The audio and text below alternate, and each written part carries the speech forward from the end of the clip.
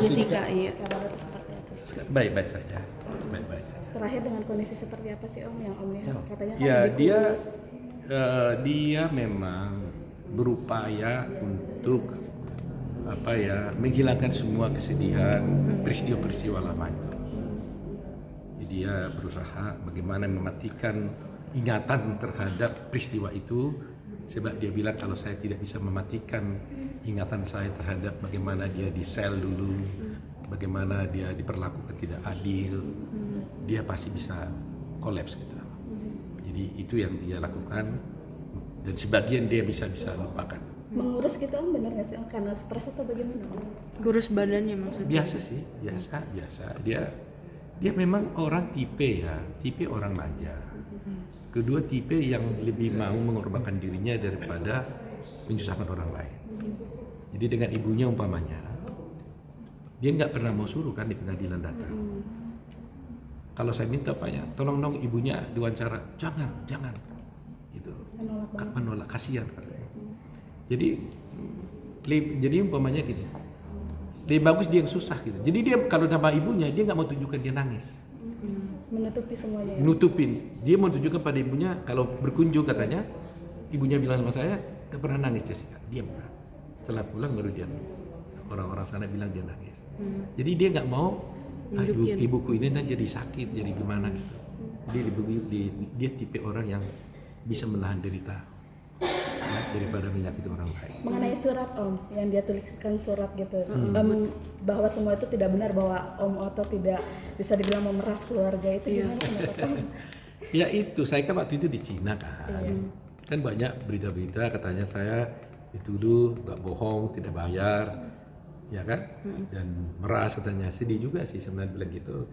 Tapi kan saya kan sudah terbiasa kan, lawyer kan biasa lah menghadapi seperti itu.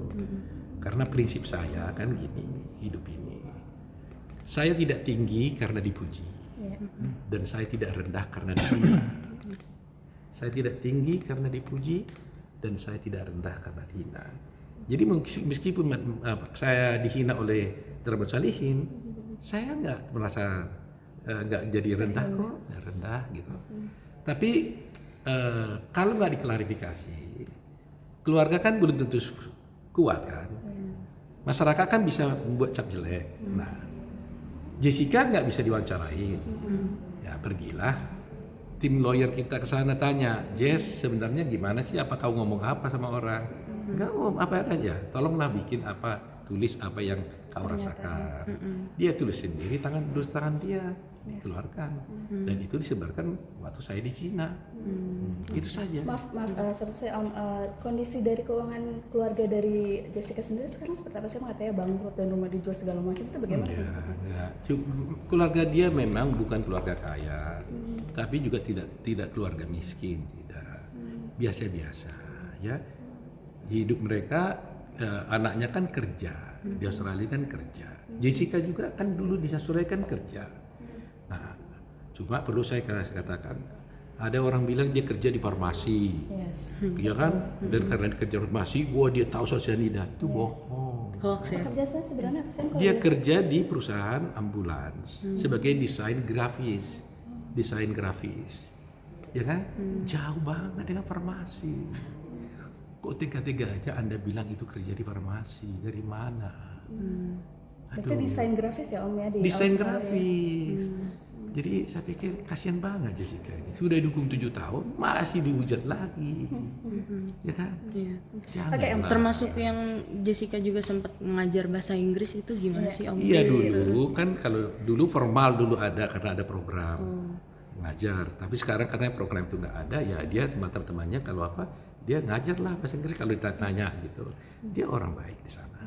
Ya. Om, dengan kasus ini kan nama Om sebagai pengacara Otto Hasibuan besar lagi nih Om. Melihat ini semua jadi naik lagi lawyer top gitu. Bagaimana sih menanggapi hal ini? Ya. Saya tidak pernah berpikir untuk besar menangani kasus ini. Iya. Ya, saya hanya mikir bagaimana Jessica mendapat keadilan. Jadi orang ingin mengetahui bagaimana kehidupan seorang Otto Hasibuan bersama keluarga. Gimana nih Om bersama? Dan apalagi sebentar lagi ingin mendapatkan cucu juga. Kesana lagi. Itu gimana sih? Kesana lagi. Banyak soalnya yang menarik netizen yang ingin mengetahui tentang seorang Otto Hasibuan. Ya kita ini biasa-biasa saja ya. Kita hidup ini ya yang penting buat saya kalau kami keluarga itu harmoni aja ya. Selalu prinsip kita harus kompak, selalu harmoni, akrab ya, berupaya untuk selalu saling mengingatkan supaya takut akan Tuhan. Nggak ada yang lebih daripada itu ya. Pengacara yang murah senyum dibilang juga sama keluarga sangat family boy sekali, family man Gitu sekali, ya. bagaimana? Aduh, terima kasih kalau itu kalimat. Saya hanya bisa komentar terima kasih kalau ada yang bilang begitu. Terus siapa menjadi seorang kakek yang banyak cucu seperti apa nih Om? Ya senang lah ya kan, kalau orang tua punya cucu ya pasti senang ya kan. Tetapi yang penting bahwa sekali kita mengejar ketenaran itu akan menyusahkan kita, ya, menyusahkan kita, karena ketenaran itu kan bisa hilang begitu saja kan, ya kan. Jadi jangan berpikir untuk tenar, berbuat baik aja. Soal hasilnya nanti orang menganggap itu anda tenar, ya itu konsekuensi, bonus namanya. Ya Cucu kan? yang keberapa sih Om ini? Iya. Cucu yang keberapa sih Om? Bakal kenal. Jadi udah siap untuk menggendong lagi Om? Menimang ya. Waduh, udah nunggu ya, udah pengen banget ya. Tapi sudah persiapan pesta adat nggak sih foto untuk 7 Upacara bulan? 7 bulanan gitu mungkin kalau di Medan. Aduh, harus ada lagi, ada mungkin. Aduh, kan. Itu harus tanya Jessica lah kalau gitu ya. Tadi lah. Panggilannya sendiri apa sih nanti buat cucunya? Belum dibicarakan. Saya serahkan sama Yakob sama Mila deh.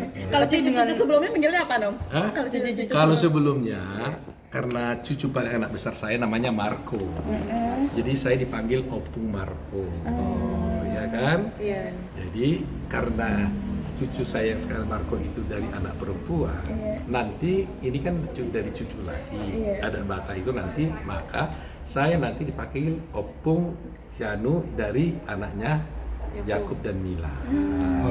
Berarti berharapnya cucu selanjutnya wanita atau laki-laki nih Om? Apa yang Tuhan berikan kita berserah saja. Berterima kasih. Sangat manja sama Om nih, gimana nih? Siapa dia? Jasmilnya. Mengelus-ngelus ya gitu. Semua anak saya kita akrab, ya. Saya menjadikan putri saya sebagai princess semua, Iya betul. ya, karena itu resep keluarga. Kan apa artinya saya hebat kalau anak saya juga tidak hebat? Apa artinya anak saya hebat kalau dia bahagia tapi anak saya nggak bahagia? Jadi saya dengan putri-putri saya, dengan Yakub semua saya memang saya. Nah karena Mila sudah menjadi menantu, saya bilang sama Mila, kamu bukan menantu saya lagi, kamu putri saya. Jadi saya perlakukan seperti putri saya sendiri, gitu loh. Tapi memang sosok yang family man juga ya, Pauto. Maksudnya ia menjaga keharmonisan di rumah itu sendiri. Seberapa penting sih bagi Pauto? Ya itu sangat penting. Everything into family is very important. Tapi membagikan waktunya sendiri sulit nggak sih Om Otto nih dengan usia yang bisa dibilang masih jalan-jalan kemana-mana, mengurus banyak-banyak klien gitu dengan tambah cucu dan gimana? Iya. Semua itu komitmen lah. Komitmen kan. Dan saya beruntung, anak-anak saya juga mau gitu. Biasanya kan kalau anak sudah punya berkeluarga langsung jauh-jauh tuh. Ini kita hampir tiap minggu, minimal 2 kali seminggu itu pasti ngumpul. Oh mesti ya Om ya? Wajib. Nggak ada aturan main, tapi dulu aturan main sebelum mereka kawin. Sebelum mereka kawin, anak saya atur. Pokoknya minggu, hari biasa semua buat mereka. Hari Minggu harus kumpul, itu dulu. Jadi ini kelihatannya terbawa terus. Jadi kalau hari Minggu pasti kami kumpul. Betul. Gitu. Ada doa baik mungkin terakhirnya untuk Jasmine sendiri nih yang sudah bentar lagi mau melahirkan gitu. Ya, doa saya mudah-mudahan Tuhan memberikan dia kesehatan.